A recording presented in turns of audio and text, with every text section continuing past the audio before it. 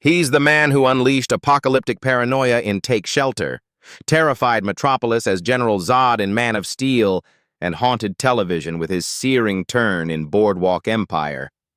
Yet while contemporaries like Joaquin Phoenix and Adam Driver have been elevated into Hollywood's elite, Michael Shannon still lingers in the shadows, celebrated by critics, revered by peers, but rarely crowned as a true A-lister. How can an actor with such ferocity, nuance, and proven box office presence remain on the margins of mainstream recognition?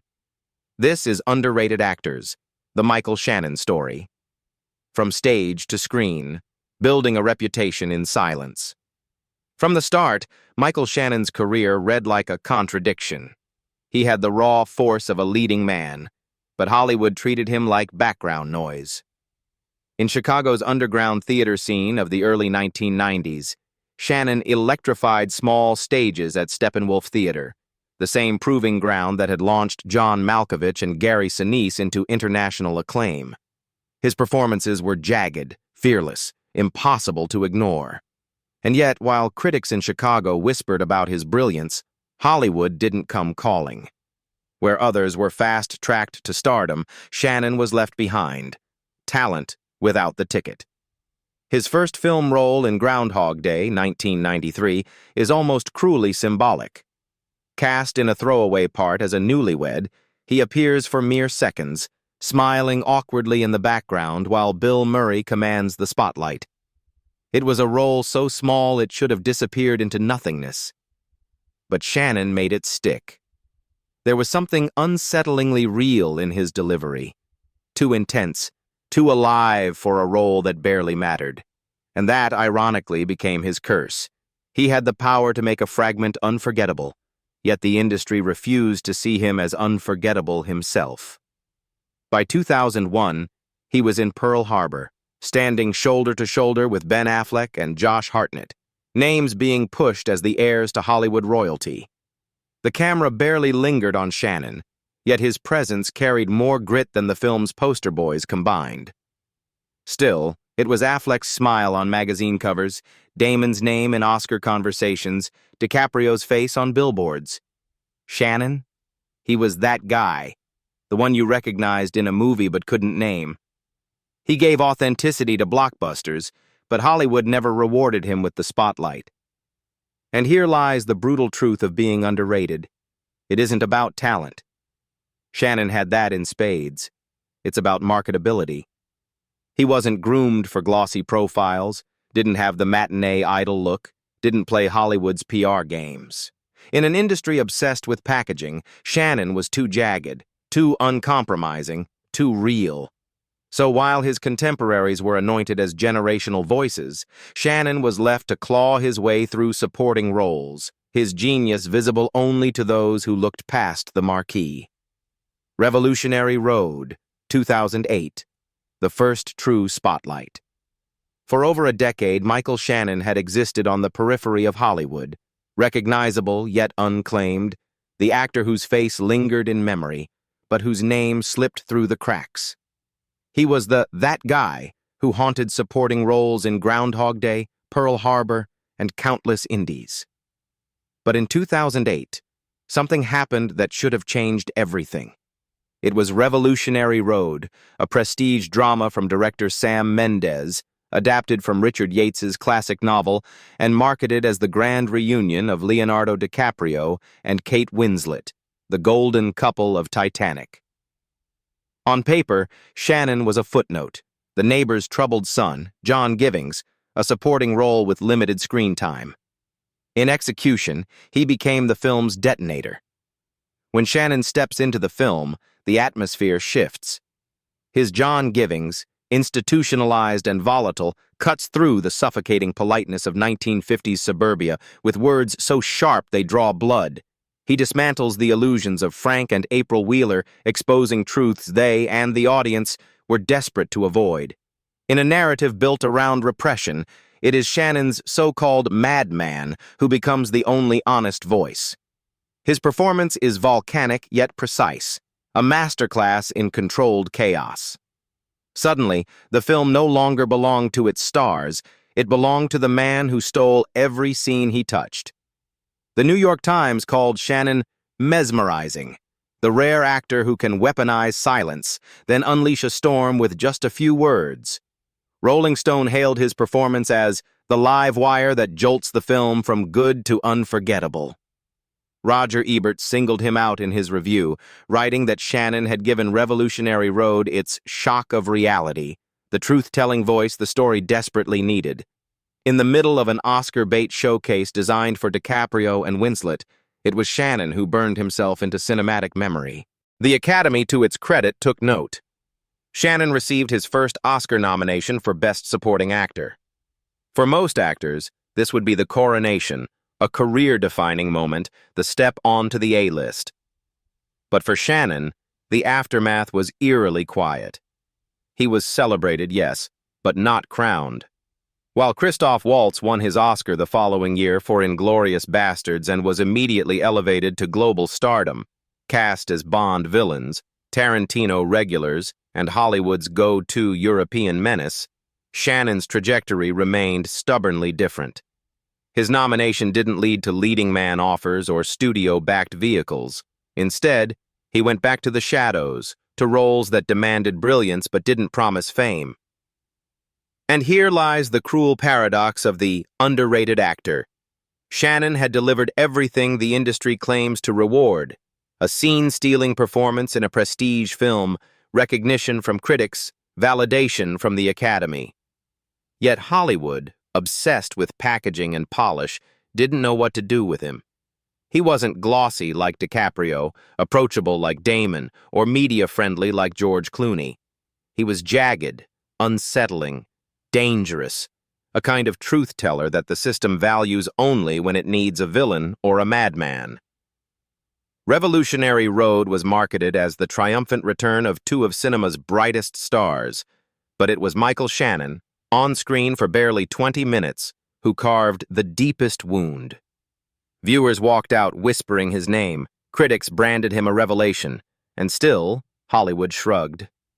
His Oscar nomination should have been a breakthrough. Instead, it became a reminder that brilliance doesn't guarantee recognition. To this day, Shannon's turn in Revolutionary Road is regarded by many as one of the greatest supporting performances of the 2000s. And yet, ask the average moviegoer who starred in the film, and they'll answer DiCaprio and Winslet. Shannon remains an afterthought, the hidden jewel in a crown built for others. This is the essence of being underrated.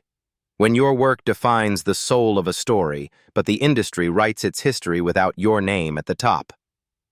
The villain's mask, typecasting, and misrecognition. After Revolutionary Road, Michael Shannon should have been propelled into the stratosphere. But instead of leading roles, Hollywood offered him something else: the mask of the villain. With his piercing stare, towering frame, and voice that could turn soft menace into volcanic rage, Shannon was slotted neatly into a box the industry loves but rarely respects.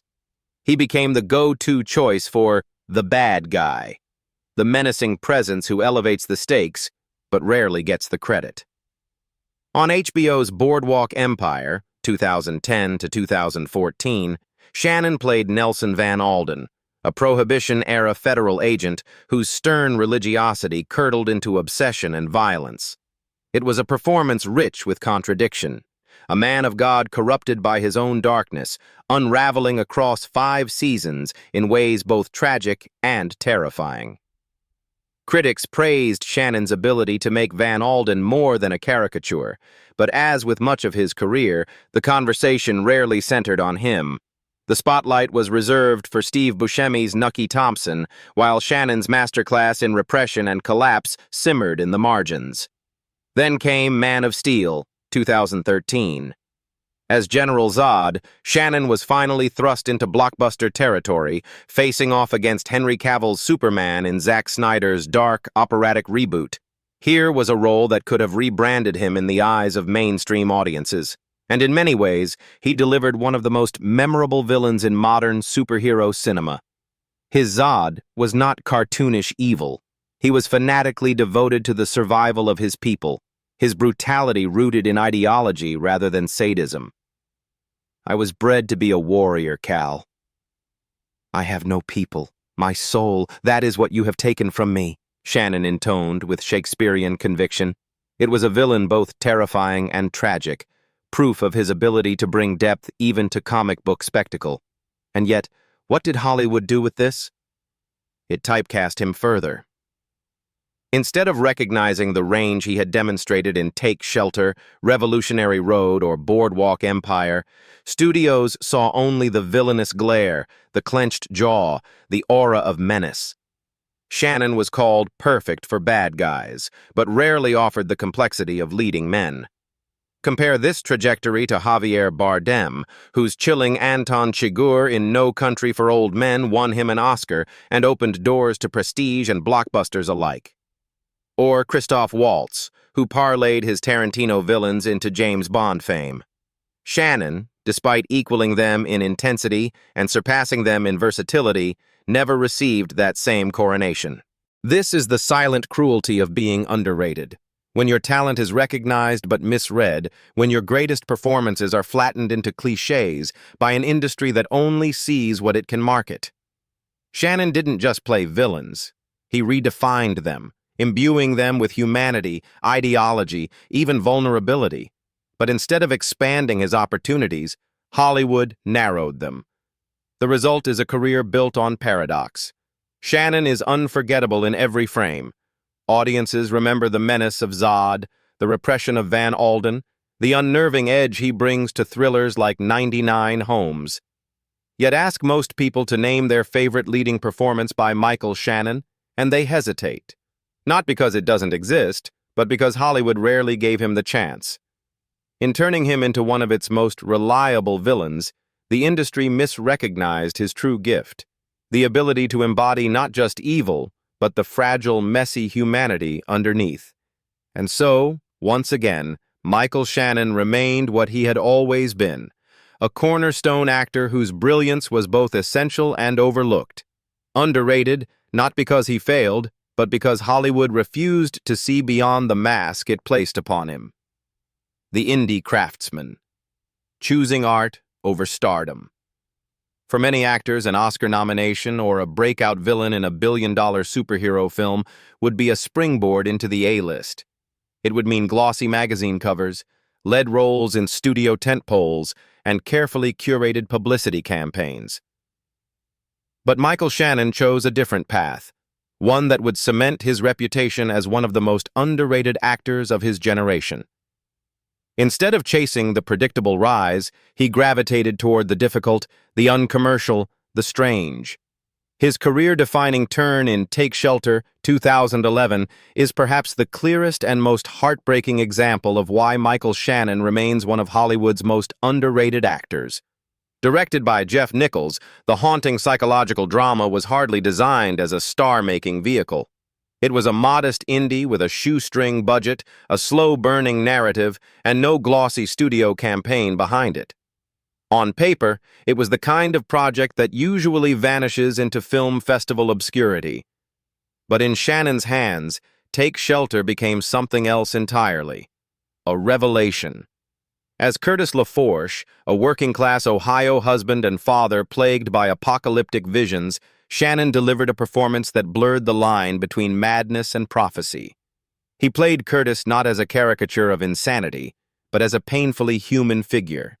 A man whose love for his family collided with his escalating terror that the world itself was collapsing.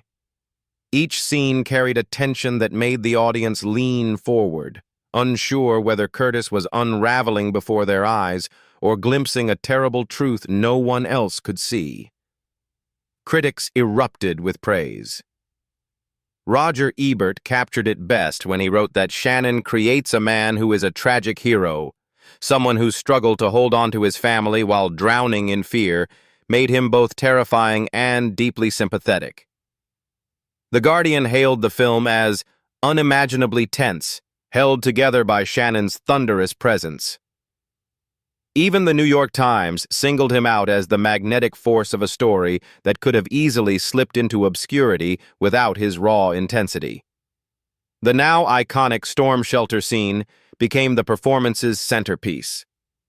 Shannon's Curtis, standing at a community dinner, erupts with the fury of a prophet no one believes. There is a storm coming, like nothing you have ever seen. It was volcanic acting, terrifying in its conviction, yet heartbreaking in its desperation. In that moment, Shannon didn't just play a man on the edge. He embodied the fragile terror of a generation facing economic collapse and environmental dread. Few performances in the 2000s struck such a nerve. Awards followed, but not the ones that change careers. Shannon won the Saturn Award for Best Actor and collected critics' nominations across the country, from Chicago to Los Angeles. He was recognized by indie circles, championed by film festivals, and adored by critics who called his work one of the best performances of the decade. And yet, when Oscar season arrived, the Academy looked elsewhere. Shannon's name never appeared on the ballot. This, more than anything, shows what it means to be underrated. In another universe, Take Shelter would have been Shannon's crowning moment. His Matthew McConaughey in Dallas Buyers Club, or Christian Bale in The Fighter, a performance so undeniable that Hollywood had no choice but to elevate him to the A-list. But in this universe, Shannon's brilliance was quietly shelved as too indie, too dark, too difficult to sell. While lesser performances by more marketable actors were rewarded with golden statues, Shannon's masterpiece was left to live in the memories of cinephiles and critics. The injustice was glaring. Here was an actor giving one of the most profound performances of his generation, embodying a role that critics and audiences alike recognized as extraordinary. And still, he was denied entry to Hollywood's inner circle. Take Shelter should have redefined Michael Shannon's career. Instead, it reinforced the cruel truth. In an industry obsessed with glamour and accessibility, raw genius often remains underrated. If Take Shelter proved Michael Shannon could carry an indie drama with apocalyptic weight, then 99 Homes, 2014, proved he could dominate contemporary realism with equal ferocity. Directed by Raman Barani, the film dropped Shannon into the role of Rick Carver, a ruthless real estate broker profiting off America's foreclosure crisis. Where another actor might have leaned into cartoonish villainy, Shannon did something far more unnerving. He made Carver believable. He wasn't evil for evil's sake. He was pragmatic, even logical, a man who justified throwing families onto the street as simply the way the system works. Critics were floored. Variety called his performance magnetic intensity incarnate, while The Hollywood Reporter wrote that Shannon gave the film its moral and emotional weight. In many ways, Carver was the dark mirror of Shannon's Curtis LaForge in Take Shelter. One man destroyed by fear of the future, the other thriving on its collapse. Both roles showcased Shannon's singular ability to capture the human cost of American survival, yet once again, recognition stalled. The film earned him nominations from the Golden Globes and Screen Actors Guild, but Hollywood still treated him as the supporting threat, not the main attraction.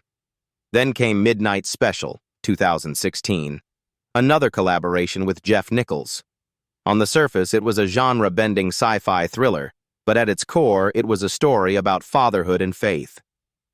Shannon played Roy, a desperate father on the run with his supernaturally gifted son. Instead of delivering the loud menace Hollywood kept typecasting him for, Shannon stripped the performance down to something quieter, more devastating. His Roy wasn't a super dad or an action hero. He was a man terrified of losing his child, clinging to belief even as the world closed in. Once again, critics recognized the magic. The Los Angeles Times praised Shannon's ability to bring gravitas and aching humanity to a role that could have been pulp.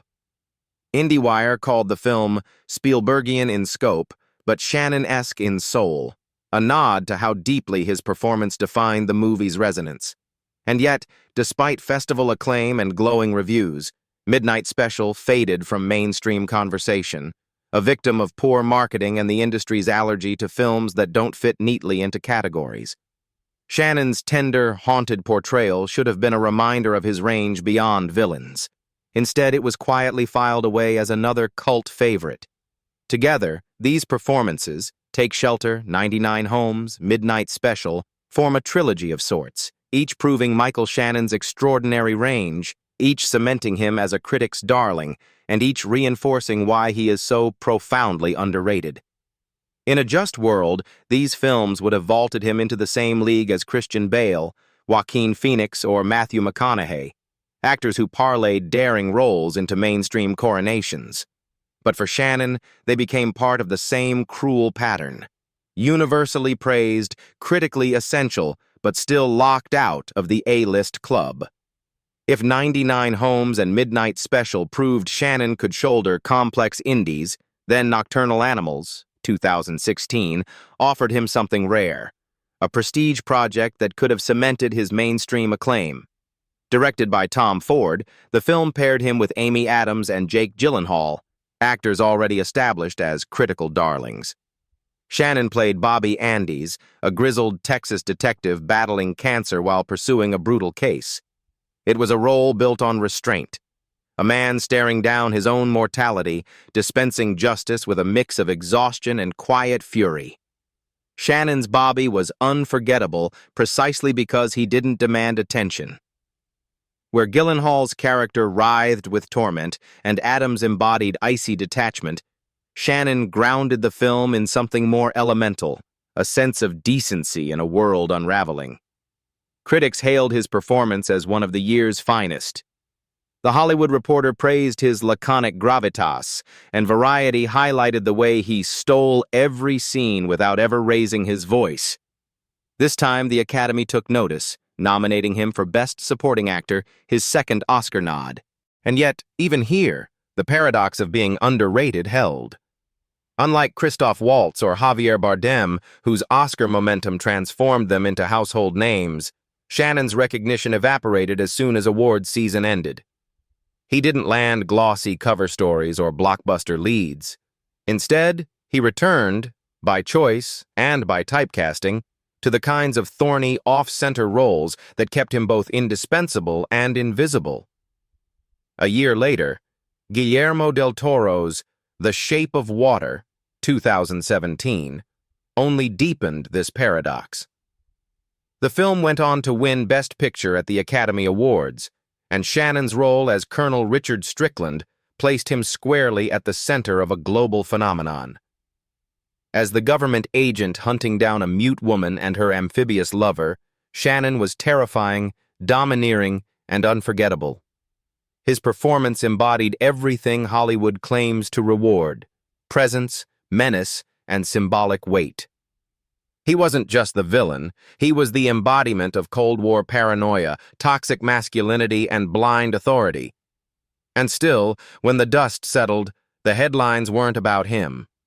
Sally Hawkins, Doug Jones, Octavia Spencer, and of course Del Toro took the spotlight, while Shannon's performance, crucial to the film's impact, was treated as background noise.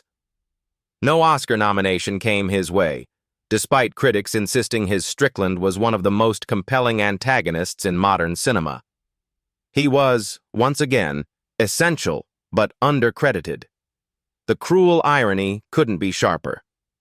Shannon was at the heart of an Oscar-winning film, with 2 Academy Award nominations already to his name, and yet his reputation never crossed into leading man or Hollywood A-list.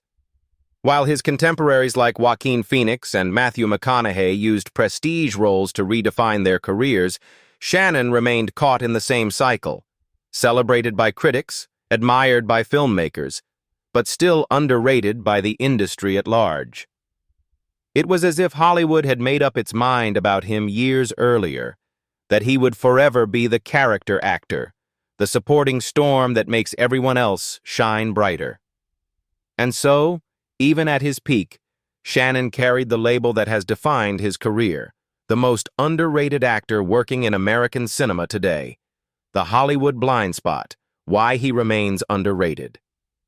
At this point in his career, Michael Shannon had already proven everything an actor is supposed to prove. 2 Academy Award nominations, a central role in an Oscar-winning Best Picture, The Shape of Water. Acclaimed turns in indies like Take Shelter and 99 Homes, a blockbuster villain in Man of Steel.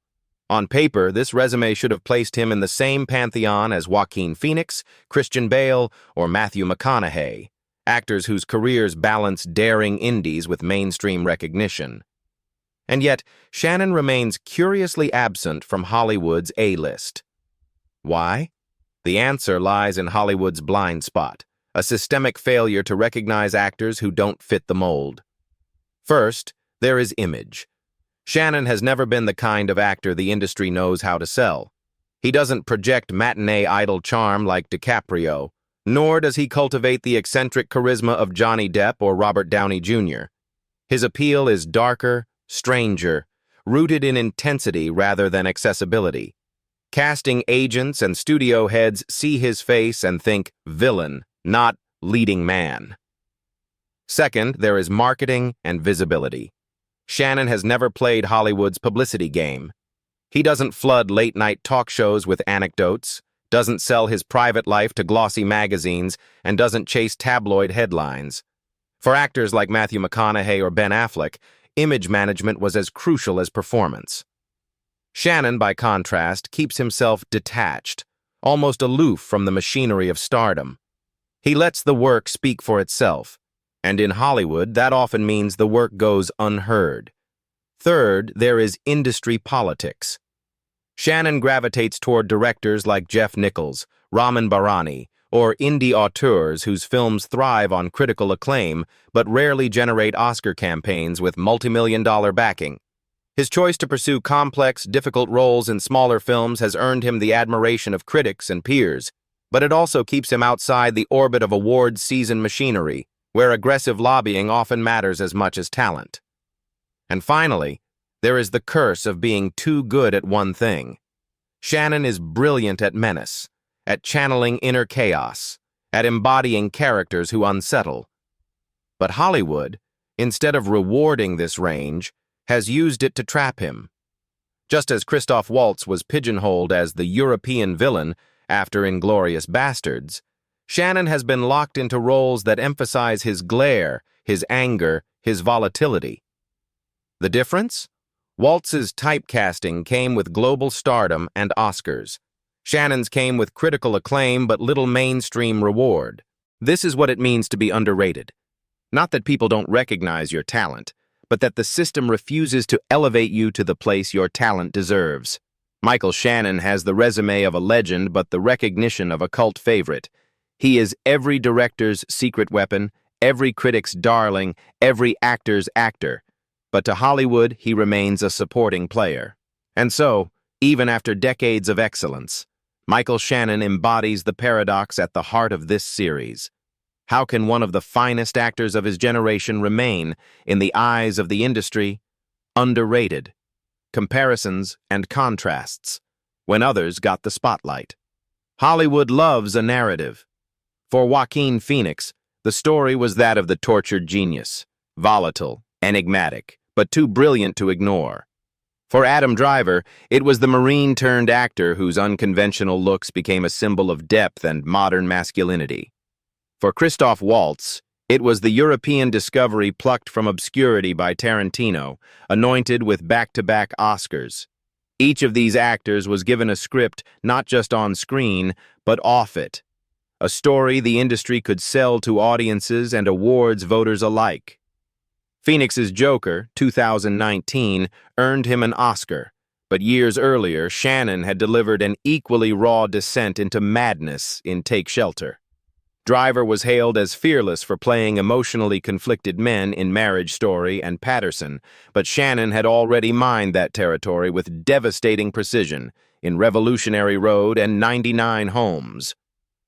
Waltz became a household name after turning villainy into an art form, yet Shannon had been doing precisely that, rendering his antagonists terrifying and strangely human without the same coronation. The truth is not that Shannon was less talented, but that Hollywood didn't know how to market him.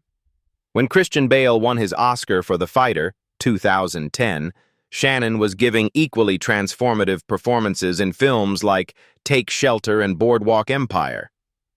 When Matthew McConaughey reinvented himself in Dallas Buyers Club, 2013, Shannon was anchoring Man of Steel as one of the most layered villains in superhero history. But Bale and McConaughey were pushed as narratives. The chameleon, the comeback kid. Shannon? He was left with muted applause and cult admiration. This is the essence of being underrated. When your work is every bit as good as those who are celebrated, but your name never carries the same cultural weight. Critics call him an actor's actor, a backhanded compliment that often means brilliant but unsellable. Directors fight to cast him, co-stars marvel at his intensity, but audiences still struggle to recall his name without prompting. The legacy in progress. Why he still matters. For most actors, being labeled underrated can feel like a backhanded compliment, an acknowledgement of talent coupled with a denial of stardom. But for Michael Shannon, it has become a badge of honor, a testament to a career built not on marketability, but on truth. He has never been the celebrity who sells perfume on billboards or headlines Marvel's red carpets. He is, instead, the actor who slips into a role so completely that audiences forget they are watching Michael Shannon at all. And in that invisibility lies his enduring power. Even now, his body of work continues to grow like a hidden archive of brilliance. On stage, he remains a commanding presence, returning regularly to Chicago and Broadway, reminding audiences that his first love, theater, is also where his craft is most unfiltered. In film, he oscillates between small-budget indies and prestige projects with an ease few actors dare attempt. One year, he is anchoring Jeff Nichols' intimate dramas. The next, he is a sinister force in Knives Out, 2019, holding his own against an ensemble of Hollywood heavyweights. What makes Shannon's legacy so fascinating is how it contrasts with his contemporaries. Many of the actors who eclipsed him in fame have become trapped by their own personas, endlessly repeating variations of the same role. Shannon, by contrast, refuses repetition.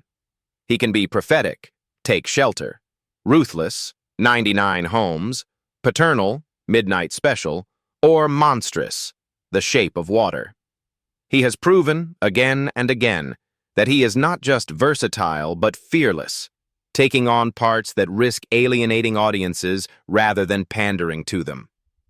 And perhaps this is why he remains underrated, because his value cannot be measured by box office numbers or social media buzz. His career is not a sequence of carefully planned stardom, but a mosaic of raw, uncompromising performances. He is not the actor who makes Hollywood richer. He is the actor who makes Hollywood better. The legacy, then, is still unfolding. Michael Shannon may never be marketed as an A-lister, but he doesn't need to be. His influence already permeates American cinema. Directors trust him to carry impossible roles. Critics depend on him to remind them that film is an art form, and audiences, whether they know his name or not, feel the impact of his presence long after the credits roll. This is the paradox and the triumph of an underrated actor. To be overlooked by an industry blinded by image, yet to matter profoundly to the craft itself. Michael Shannon's story proves that being underrated is not the absence of greatness, it is greatness without the fanfare. Conclusion. What do we owe Michael Shannon? Michael Shannon has given us some of the most haunting and unforgettable performances of modern cinema. Take Shelter, Revolutionary Road, 99 Homes, The Shape of Water. He is the face you recognize instantly, yet the name too often left out of Hollywood's highest ranks. That is what it means to be underrated. Brilliance without the fanfare, greatness without the crown. Perhaps it's time we see him differently, not just as the villain, not just as that guy, but as one of the finest actors of his generation. His legacy is still unfolding, and his best work may still lie ahead. What about you? Do you believe Michael Shannon deserves to be remembered as more than underrated? Share your thoughts below. And let's give him the recognition the industry has too often withheld.